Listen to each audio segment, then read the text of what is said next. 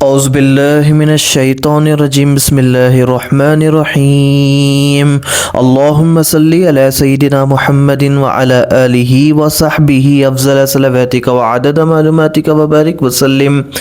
شروع کرتا ہوں اللہ کے نام سے جو بڑا مہربان اور نہایت رحم والا ہے۔ سبح للہ ما فی السماوات وما فی الارض وہو العزیز الحکیم۔ اللہ کی تسبیح کرتی ہے جو چیز آسمانوں میں ہے اور جو چیز زمین میں ہے، اور وہی سب پر غالب اور بڑا دانا ہے۔ یا ایہا الذین آمنوا لما تقولون ما لا تفعلون، اے ایمان والو تم کیوں ایسی بات کہتے ہو جو کرتے نہیں ہو۔ کبر مقتن عند اللہ ان تقولوا ما لا تفعلون، بڑی ناراضگی کا باعث ہے اللہ کے نزدیک کہ تم ایسی بات کہو جو کرتے نہیں ہو۔ ان اللہ یحب الذین یقاتلون فی سبیلہ صفا کأنہم بنیان مرصوص۔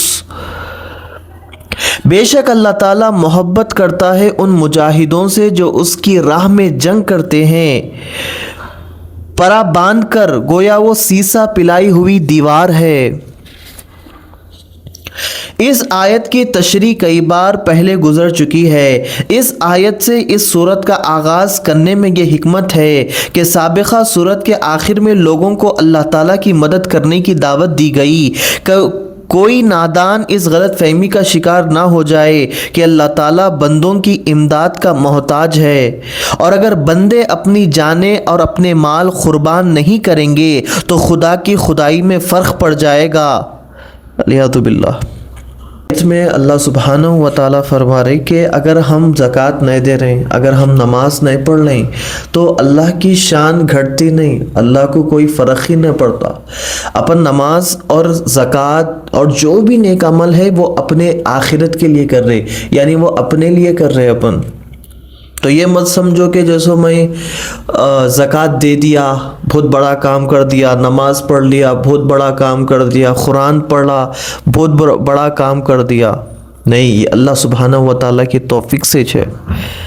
اور اگر بندے اپنی جانیں اور اپنے مال قربان نہیں کریں گے تو خدا کی خدائی میں فرق پڑ جائے گا، کوئی فرق نہیں پڑے گا۔ ابتدا میں اس حقیقت کو واضح کر دیا کہ وہ تو عزیز و حکیم ہے، آسمان اور زمین کی ہر چیز اس کی تسبیح کر رہی ہے، اس کی عظمت کے گیت گا رہی ہے۔ تمہیں جہاد کا جو حکم اس نے دیا ہے اس میں تمہارا اپنا ہی فائدہ ہے۔ حق کا بول بالا ہوگا تو تمہاری جانیں، تمہارے مال، تمہارے آبرو میں محفوظ ہو جائیں گی، کوئی طوفان تمہارے ایمان کے چراغ کو نہ بجھا سکے گا۔ اگر تم نے جہاد میں بزدلی کا مظاہرہ کیا اور باطل کو غلبہ نصیب ہو گیا تو ساری زمین میں فتنہ فساد کے شعلے بھڑک اٹھیں گے، ہر انسان کا سکھ چین اٹھ جائے گا۔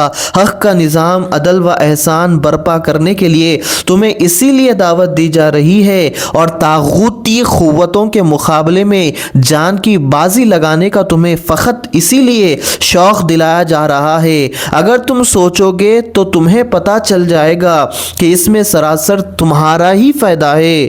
کئی لوگوں کا یہ دستور تھا، جب اکٹھے بیٹھتے تو بڑی لافیں مارتے اور کہتے اگر ہمیں معلوم ہو جائے کہ اللہ تعالیٰ کے نزدیک کون سا عمل سب سے زیادہ پسندیدہ ہے تو ہم اس پر عمل کرتے اور اس کی خاطر اپنا سب کچھ لٹا دیتے۔ جب جہاد کے بارے میں حکم نازل ہوا اور احد کا معرکہ پیش آیا تو بڑھ چڑھ کر باتیں بنانے والے میدان میں ٹھہر نہ سکے۔ اس آیت سے اس قسم کے لوگوں کو آر دلائی جا رہی ہے اور مسلمانوں کو تربیت دی جا رہی ہے کہ نیکی کی دعوت پر جو بڑے جوش خروش سے وہ لوگوں کے سامنے پیش کرتے ہیں، خود بھی اس پر عمل کر کے دکھائے تاکہ سننے والوں کو ان کی بات کا یقین آ جائے۔ انس بن مالک رضی اللہ تعالی عنہ سے مروی ہے حضور صلی اللہ علیہ وسلم نے فرمایا شب معراج میرا گزر ایک ایسی قوم پر ہوا جن کے ہونٹ آگ کے خینچیوں سے کاٹے جا رہے تھے، جب ہونٹوں کو کاٹا جاتا تو وہ پھر پہلے کی طرح درست ہو جاتے۔ میں نے پوچھا اے جبریل یہ کون لوگ ہیں؟ جبریل علیہ السلام نے کہا یہ آپ کی امت کے خطبہ ہے جو کہتے ہیں اور کرتے نہیں، اور جو کتاب اللہ کی تلاوت کرتے ہیں اور اس پر عمل نہیں کرتے۔ اللہ اکبر۔ یا اللہ ہمیں قرآن پڑھنے کی اور اس پہ عمل کرنے کی توفیق عطا فرما۔ نفسیاتی طور پر بھی جو شخص یا جو قوم صرف باتیں بنانے اور لمبے چوڑے دعوے کرنے کے عادی ہو جاتی ہے، وہ عمل کے میدان میں کسی نمایاں کارگرد کی اظہار نہیں کر سکتی۔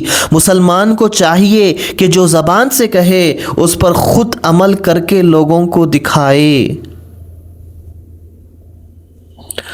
اللہ سبحانہ و تعالیٰ سے دعا ہے اللہ جو کچھ کہا گیا جو کچھ سنا گیا اس پہ عمل کرنے کی توفیق عطا فرمائے، اور ہم سب کو مولا اسلام میں پورے داخل ہونے کی توفیق عطا فرمائے، اور ہمارے لغزشوں کوتاہیوں کو معاف فرمائے، اور ہم نے قرآن کریم میں جو غلطیاں کی ہیں مولا اپنے فضل و کرم سے معاف فرمائے۔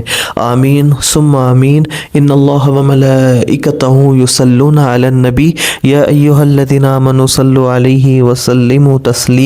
اللہم صلی علی سیدنا محمد وعلی آلہ وصحبہ افضل صلواتک وعدد معلوماتک وبارک وسلم برحمتک یا ارحم الراحمین والحمد للہ رب العالمین۔